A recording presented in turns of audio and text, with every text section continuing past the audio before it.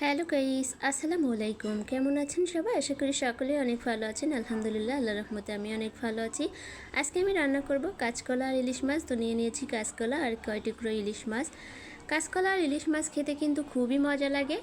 আমার তো অনেক ভালো লাগে। আপনাদের কার কার ভালো লাগে অবশ্যই কিন্তু জানাবেন। তো আমি এখানে কাঁচকলাগুলোকে আগে একটু পানি দিয়ে সিদ্ধ করে নেব। তো সিদ্ধ করার জন্য দিয়ে দিয়েছি পানি, লবণ আর হলুদ।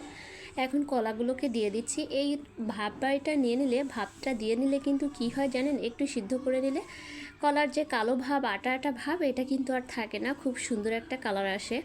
তো ভাপ দেওয়া হয়ে গিয়েছে। এখন আমি একটা কড়াইয়ের ভিতরে দিয়ে দিলাম মশলা, যে মশলাগুলো লাগে রান্নার জন্য সব মশলাগুলো দিয়ে দিলাম। আর মশলাগুলোকে সুন্দরভাবে এখন কষিয়ে নিব।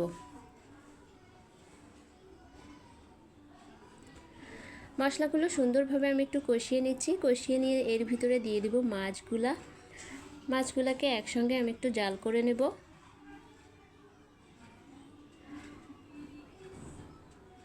সুন্দরভাবে একটু কষিয়ে নিচ্ছি মাছগুলা মশলার সঙ্গে। এখন দিয়ে দিব অল্প একটু পরিমাণ পানি। মাছগুলোকে সুন্দরভাবে জাল করে নিব। আমি প্রতিদিন রেগুলার যে রান্নাটা করি সেটাই আপনাদের সঙ্গে শেয়ার করি। তো যারা আমার ভিডিওতে দেখে থাকেন তাদেরকে অসংখ্য ধন্যবাদ। মাছগুলো হয়ে গিয়েছে, আমি এখন সুন্দরভাবে উঠিয়ে নেব। সবগুলো মাছকে আমি উঠিয়ে নিব।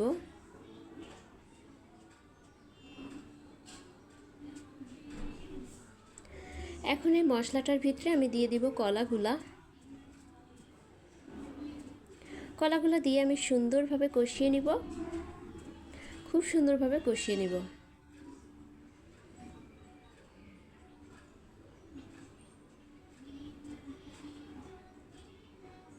অনেক সুন্দরভাবে কষিয়ে নেব। কলাগুলো দেখুন প্রায় কষানো হয়ে গিয়েছে। একটু ভালো করে নেড়ে নেড়ে কষিয়ে নিব।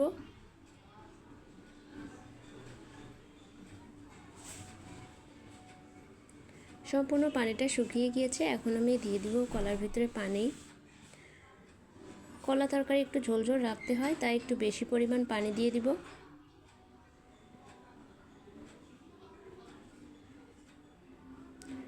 পানিটা বলক উঠে এসেছে।